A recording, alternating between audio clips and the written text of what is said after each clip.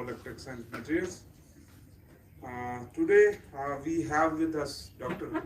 Ajay Singh from Bhabha Atomic Research Center, Mumbai, and Dr. Shyam Sundar Agrawal, Shyam Sundar Sharma, who is from Government Mahila Engineering College. He will be joining us in a while. Both of them are the speakers and both of them are the chairs and co-chairs of this session. So I straightforwardly invite Dr. Singh to speak on defects and interface engineering to realize high performance thermoelectric materials and power generation. Welcome, sir. Please.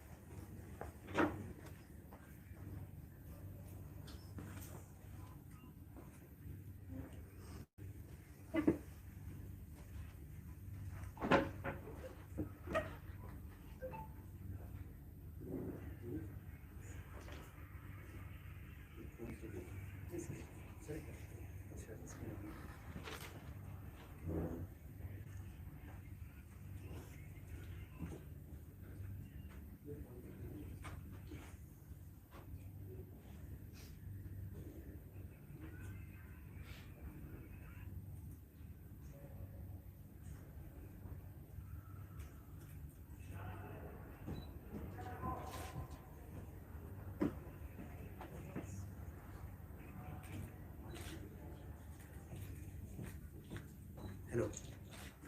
It's fine, sir. Your auditorium is small.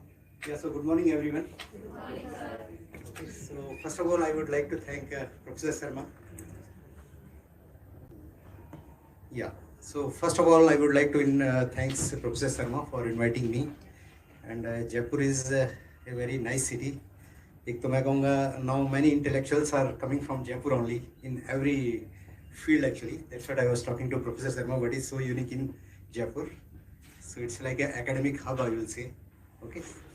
So now we are in the last day of conference, and my talk title looks little bit tough, but I will try to make it as simple as possible. I will not talk anything which goes beyond your mind. Okay. So my name is Ajay Singh, and I am from BARC, and particularly I am from the physics background. So my division name is Technical Physics Division. And normally, if you talk of BRC, everybody will show you big reactors. You will have this reverse U-shape reactor or some kind of a cubical reactor, Dhruva reactor. These are functional. But I am showing you this lab basically. So this is called a modular lab, and its length is around 450 meters. And once upon a time, it was a longest lab of Asia. It has got 3 floors and 4 blocks actually. And somewhere here is our lab is located. That is our colleagues are working on thermoelectric materials and devices. Okay. So since it is the last day of conference, but still I will go with the fundamentals, as I know most of you have digested many basics and like applied things of thermoelectrics. So what is a thermoelectric power generation? As name suggests, you have a heat source and you are converting it into electrical power using some kind of a device. And in device, the material you are using, they are called thermoelectric materials. Okay. So the simplest thing is that it is discovered by Seebeck in 1821, German scientist. So if you have a conductor, okay, it should have some kind of electrical conduction in this material. You apply a temperature gradient. One end you make hot, cold. Okay. So the charge carrier will move from hot end to the cold end. It is simple, like just you are taking water in a container and you heat it, and you will see these molecules, when they gain energy from the bottom surface, they comes towards the top. So it is in the same way. From hot end, the charge carrier will migrate to the cold end. And if it is an open circuit, if you measure the voltage, and for example, this is an electron, it will get accumulated here. You will have a negative charge. And to maintain a charge neutrality, you will have a positive charge here, because overall material should be neutral. And because of this gradient, you are generating a voltage which is having a negative polarity here, positive here. Okay. And if you use a p-type material, it will be reversed. This end will become positive and this end will become negative. So that's why you need 2 kind of material in a thermoelectric generator. One is P and one is N. And when you will join them and you place it under a temperature gradient, you have a heat source here, you have a cold end here, you can put a heat sink. The charge carrier will migrate from hot to the cold, and you are generating a current and voltage, and you can ignite many electronic things using this. Okay, so this is the fundamental building block of a thermoelectric generator. You have a P N couple. Okay, it's not a junction, it's a couple. P and N, they are separated and they are connected by a metallic string. Okay, and just like in a battery, you put number of cells to give more power. Similarly, in a thermoelectric power generator, you have to put many number of such couples, typically 100 to 200, to generate a sufficient power, and it looks like this architecture. Okay, so the advantage is they are compact. There is no moving part, no noise. If your heat source is silent, it will silently convert this heat into electricity. No noise, no pollution. Okay, and you have a long period of unattended operation in an accessible and hostile environment. So, for example, your heat source has a life of typically 80 to 100 years in case of a radioisotope, and these materials are stable with respect to the temperature or time, so you can have a very long life of a thermoelectric power generator.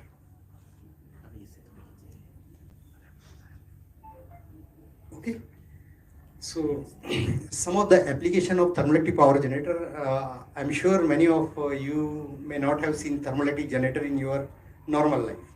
Okay, if you go to a state, you will not find a thermoelectric generator. You will find an electrical generator definitely somewhere. Okay, so one of the successful application of thermoelectric power generator in space mission. Okay, and particularly deep space mission.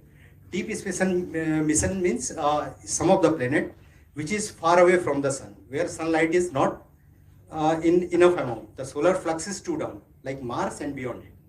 Okay. So the solar flux is not very sufficient to give sufficient power to the solar panel, and the output will be very less. So you need to put very bulky panel. So in that case, you can't use solar panel for powering any kind of a spacecraft or space like monitoring device. So this is a famous Mars Science Laboratory of NASA, where they have sent this rover in 2011 and recently in July 2020. And this is a rover, this is powered by a RTG, not by a solar power, because solar flux is not available there. So you call this device as a radioisotope thermoelectric generator, and it has got a heat source. Basically it's a alpha emitter.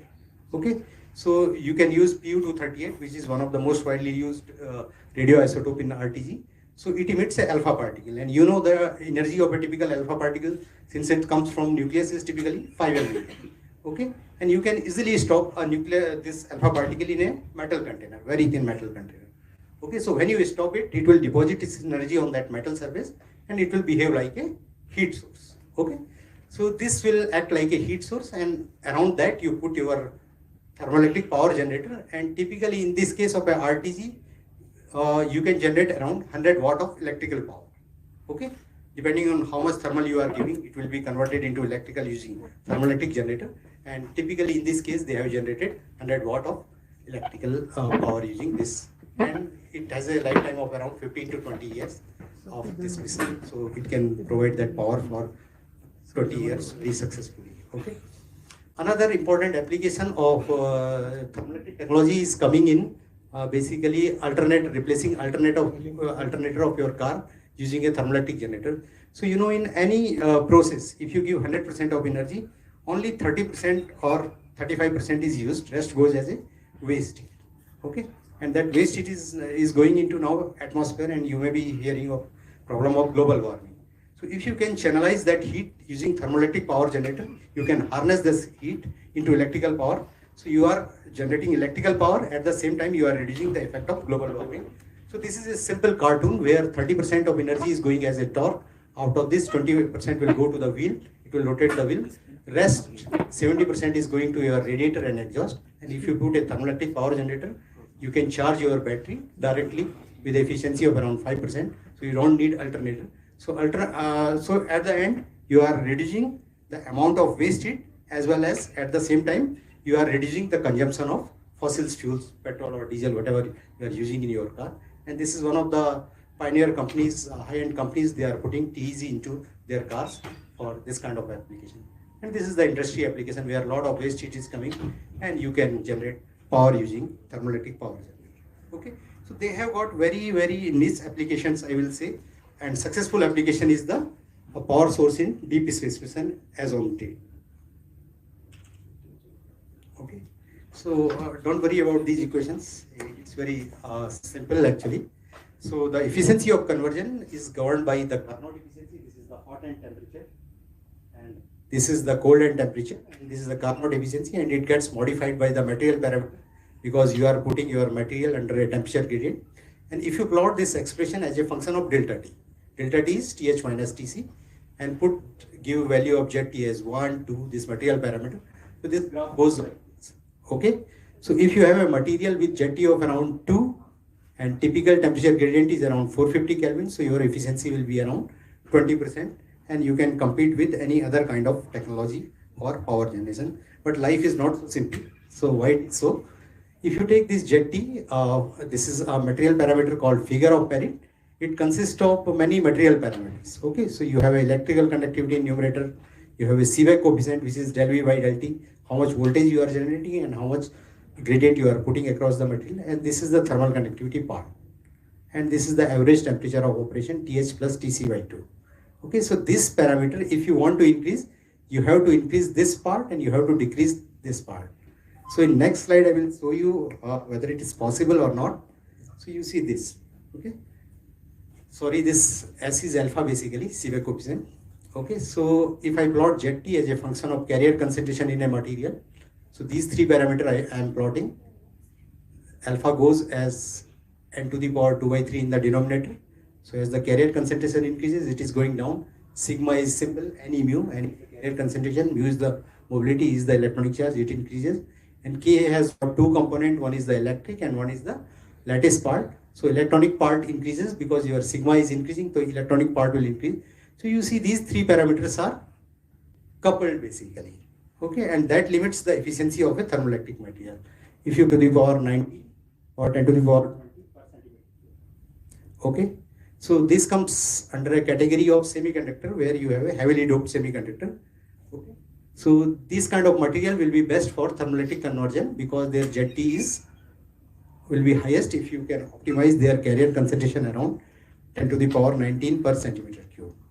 Okay.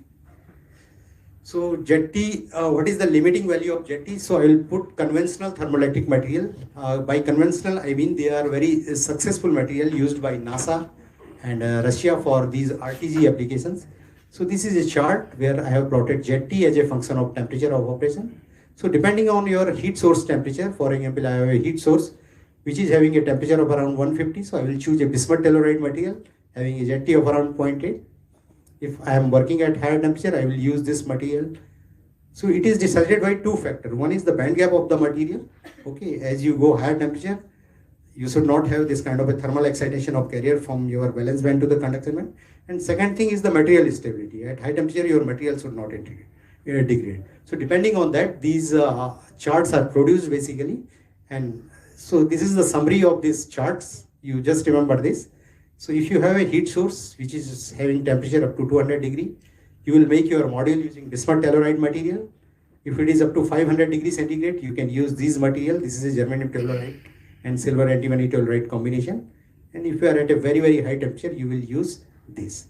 So NASA is mostly using this kind of material, combination of these two material to make their radioisotope based thermoelectric generator. And that's why they are called conventional material. Okay. And you see there is a limit of Zt. I told you if you try to increase alpha and sigma, the K will also increase. So overall Zt will come down. So there is a limit. Most of the material having Zt close to the 1. So here is the Zt, here will be the efficiency of your conversion basically. And this is a recent publication by a US group where they have plotted Zt as a function of year actually. So initially in 1960s when this RTG concept was started by NASA, most of the material have Zt around 0.7 to 1, and the typical efficiency if you make the device, that Carnot efficiency multiplied by the material parameter, your efficiency goes to the 6%. And after that people have lost hope that nothing can be done and they can be used for only these RTG applications. So they were happy with it. Okay, because this is one of the very pioneer application of exploring deep distribution. After the advent of nanotechnology, people started again working on this kind of material. And by employing different strategy, I am not going into detail of this because it will again will look complicated. But now if you see after somewhere around 2010, there is a surge of interest actually, and many material have come developed actually.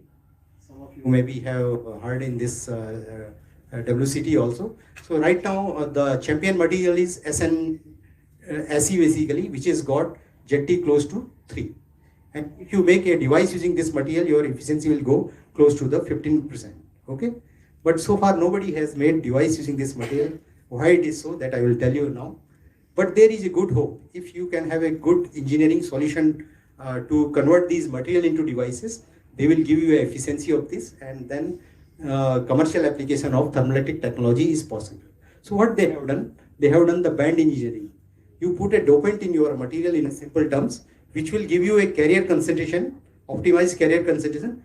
At the same time, it will tailor your band structure also, because of which your alpha, the Seebeck coefficient will increase, your electrical conductivity will also increase, and you will reduce the lattice part of thermal conductivity, because lattice is nothing but you have one type of atom and you are putting some kind of impurity there. So you have a different masses in the lattice.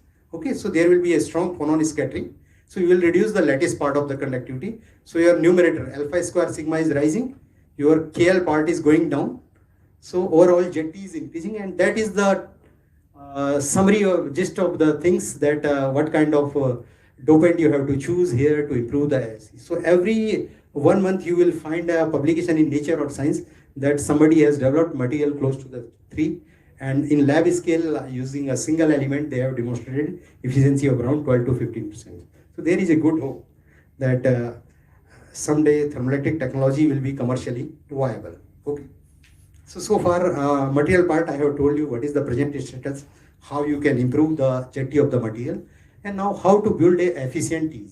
So you have now developed efficient material in terms of ZT, P and N, but now you have to connect this. This is the PN couple. I told you this is the fundamental building block of a thermoelectric power generator. So you have to connect them.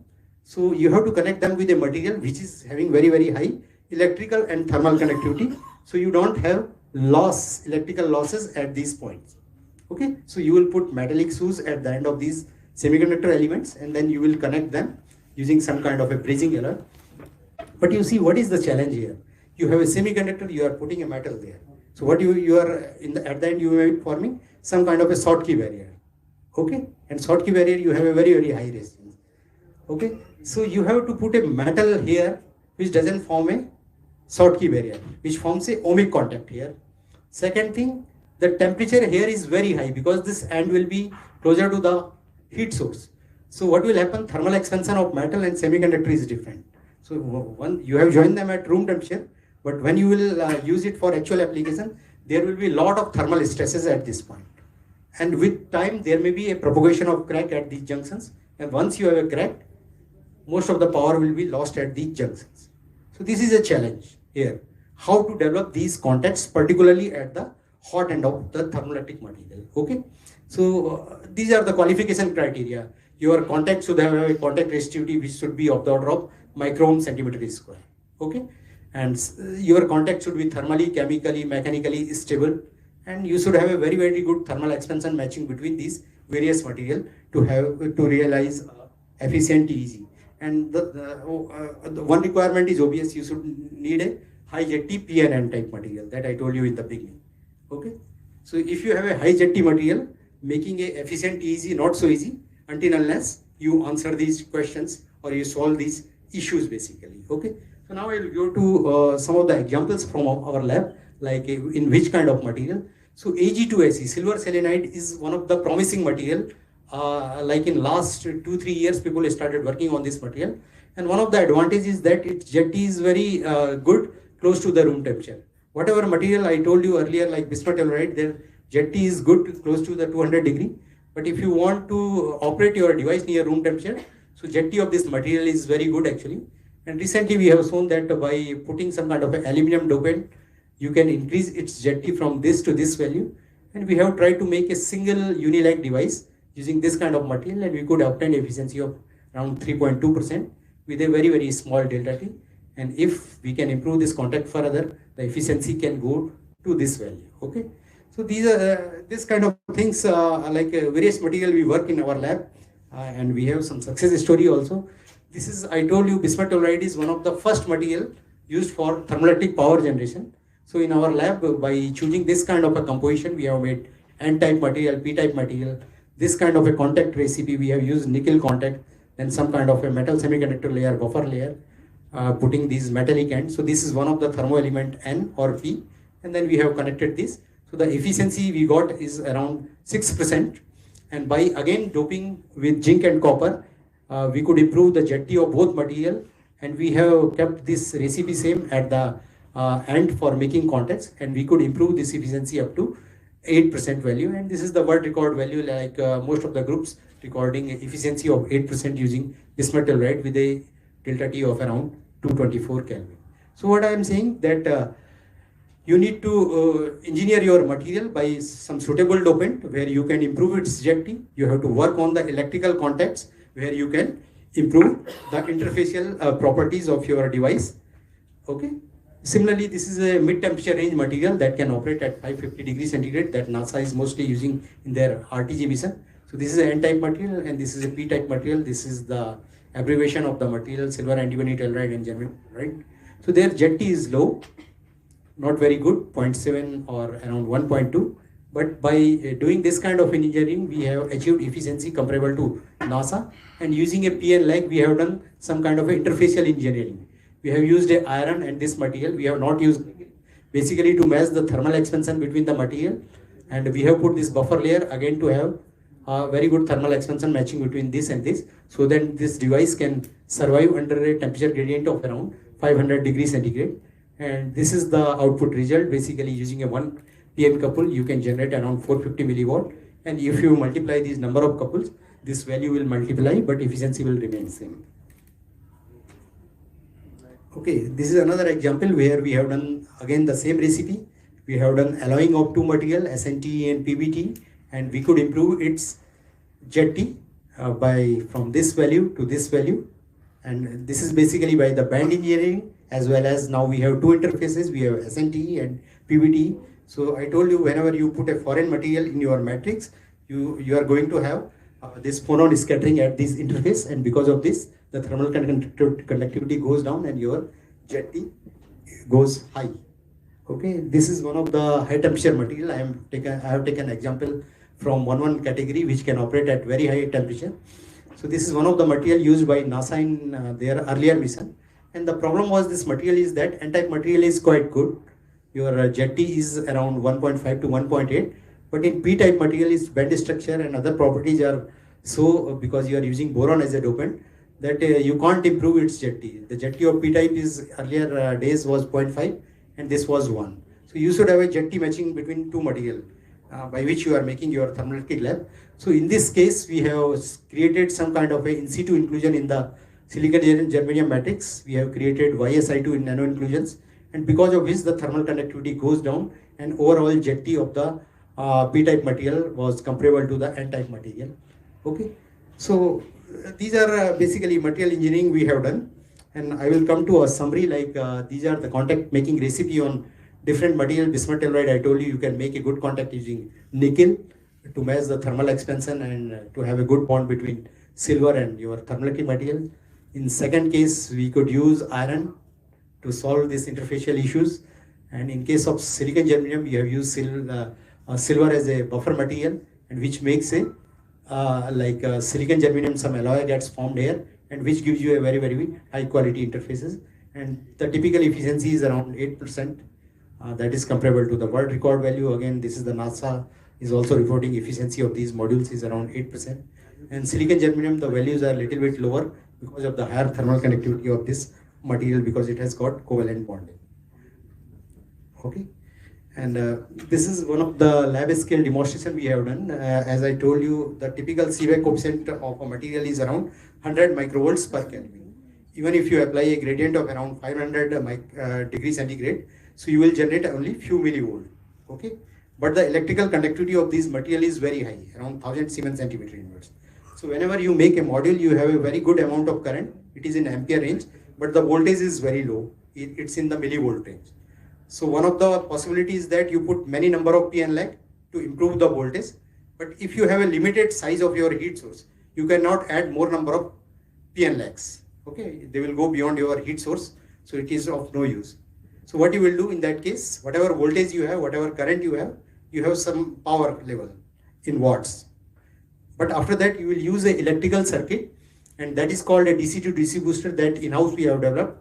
So what it will do, it will convert that millivolt into volt, okay? And it will take power from your TG itself, thermoelectric generator only. You don't need to give any external power, and it will boost that voltage from millivolt to the voltage range.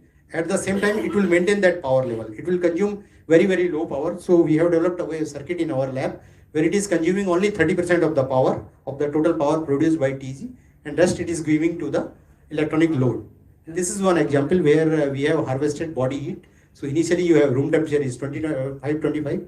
This is an assembly of TG, basically thermoelectric generator. If you put a hand, so typical temperature rises by around 4 degrees centigrade, and this kind of a voltage, this kind of a power you are generating. And since it is in millivolt, to glow LED, you have to convert it into 1.5 volt. So this job will be done by this DC to DC booster circuit, and you can glow 52 LED using this kind of thing. So that is basically demonstration of harvesting a body heat using a thermoelectric generator. Okay, so I will summarize my talk since I have given only 30 minutes of time.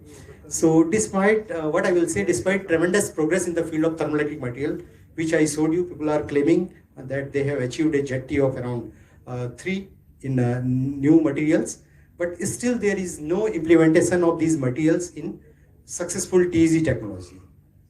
Otherwise, we will have a TEG with efficiency of around 15 to 20%, and it will find a commercial application. Right now, the efficiency is limited to 6%, or in lab scale, people are claiming around 10%. Okay, and I told you that, like, for development of an efficient TEG, like having a high efficiency, long life, you need a high JT PNN type thermoelectric material. At the same time, you have to make a stable electric contacts, which is having a ohmic nature with very, very low contact resistivity, and that should be less than 1 micron centimeter square. And then to improve the voltage, you need to pack such large number of thermo elements, PN lakhs, into a single module to produce a high voltage. And if it is not possible, so you can use DC to DC booster along with TEG to ignite any electronic device or power any electronic device. And one of the challenge which thermoelectric community is facing, most of these high performance thermoelectric material, they have got a very, very low hardness and low fracture toughness. So they are very fragile basically. So for example, if I want to make an electrical contact on this, I have to put certain pressure, I have to cut them into a small PN thermal elements so that I can put large number of PN legs in a given area actually. So by the time they will break actually. So they are very fragile, although their JT is very high. So there is a need to improve like simultaneously, where you can improve the JT of the material and their mechanical and fracture strength also should be improved. And with this, one can realize efficient TEG, which will be stable in terms of efficiency and performance also. Okay, so with this I will conclude. So this is a picture from our lab. So first you need to make your PN type material with high JT. You need to make this kind of a pellets. Then you need to cut it into small slices actually. Then these are the metal bonded ceramic sheets, and then you need to put this PN leg, and this is the kind of module we develop. And this is a small demo of a RTG setup in our lab. Actually, it is in collaboration with other groups also. So where we have used a Americium 241, which is a alpha source basically. Always in a RTG you will use a alpha source.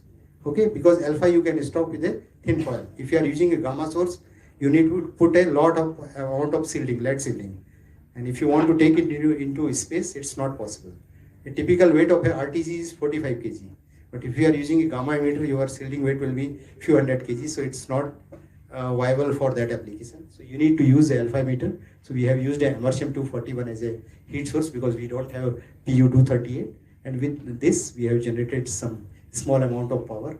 And this demonstration was done for ISRO to attract them. So with this, I will conclude.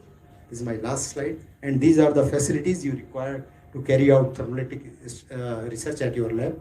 You need a vacuum melting process basically to make the material. You can use a ball mill, mechanically alloying for making this kind of a thermoelectric alloys. You need a vacuum hot press to make your thermal elements like bulk pellets. And these are the instruments for characterization of JT parameter. And this is for the device characterization basically. So thank you very much. If you have any questions, you can.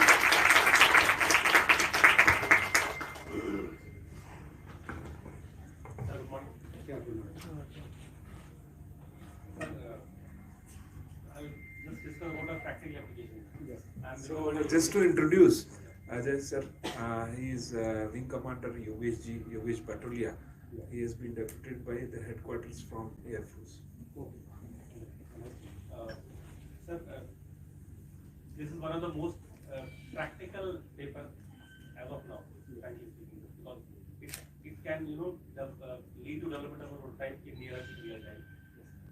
I'll give you a scenario, like the engine on board my aircraft is around 84 kilowatt power. So that's max, but continuous power is around 73 kilowatt.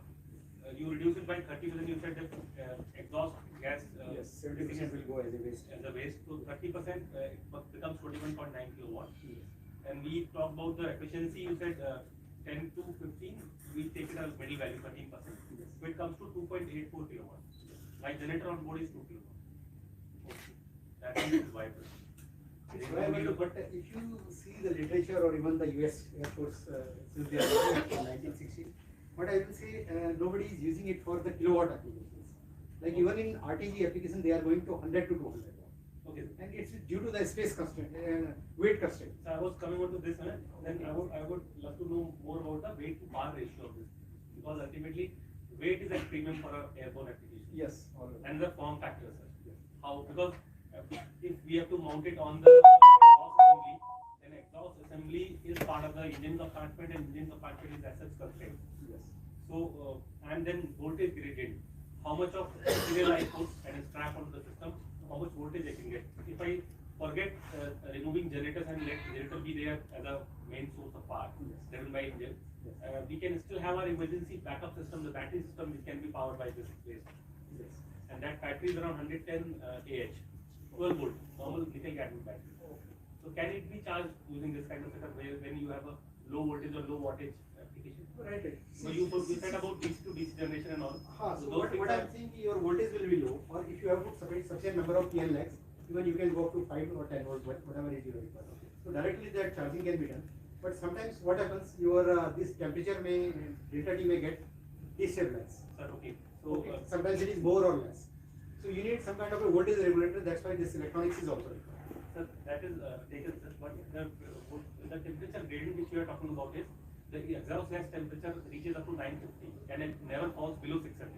That means you have that gradient available on board. So it's quite large. Quite a large. So in this case, your efficiency will go high. Exactly. Even more than 30% because your Carnot factor will be very high. So that is possible. One has to try, or maybe you have to take up that project. So I will request Ajay sir ki On tanks body they are putting, like US these defense applications, they are putting on tanks body also to channelize this kind of thing. So far it is used in some kind of niche application like deep space mission, or where you don't bother about the cost or toxicity, or because you are using a lot of radioactive material in that case. It's taking 4 kg. If something happens, it will spread into your social domain. That's why this thing is there, but I think the problem is good. You have a large data T is available. In principle, it can be applied. I wish that you can go about it. Probably in this conference, oxides material, Yes. which are very stable at high temperature, and they are more alert other than petroleum material, so they can solve the problem. I don't know, US, our Indian Air Force has some plan of implementing this kind of power generating devices on it. You can force the person. Thank you. So what will be the material like in this kind of temperature gradient? Yeah, so one I showed you is silicon germanium, where it is going up to silicides will be much better. silicides also. Yeah. Yeah. Cobalt silicide and like that. Those. Or oxide material. Yeah. But in oxide material, if you see on today's date, successful story is that efficiency is 4% only. They have to improve the efficiency and many materials, these are reported here, they are good in terms of safety, but they are mechanical structures. Because in this kind of application, you have it should be mechanically stable also. Russians are working on silicides, and those are in the range of Yes, we 800 are to also working 1000. on magnesium silicide, Yeah. 22 SI kind of things. They are more So they will be more robust in this particular range. Yeah. Next question. Yeah, please. Sir, you have talked about SNT and PBT. Yes. How you prepare the component outside? It is simple. You make separate, khichdi recipe है। SNT बनाओ आप अलग, PBT अलग से बनाओ, दोनों को आप you mix them in a ball में and do the hot pressing. So in that case we have given a optimum time. So they have got very good solid solubility. So SNT merges with PBT, so you make SN-PBT composite, but after a certain limit it leaves PBT inclusions in the materials.